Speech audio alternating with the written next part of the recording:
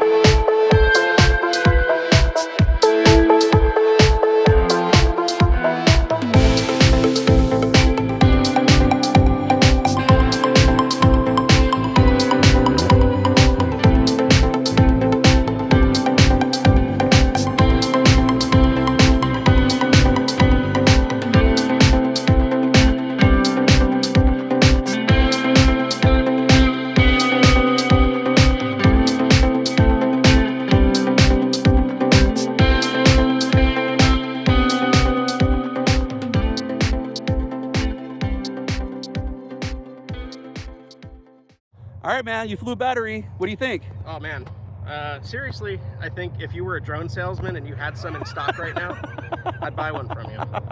I have one used drone in stock. That's all I have. Oh, you have one in stock? Okay, can I take the floor model? Yes. Oh, okay, cool. But you liked it, yeah? That was great. Fantastic, man. It's awesome. That feeling of flying that you get is incredible. Like I said, as a super fan of VR, it's just like the next evolution of actually like doing physical VR. I mean, it was, you know, instead of flying around in a computer-generated park, you're actually flying a real piece of machinery. Yep.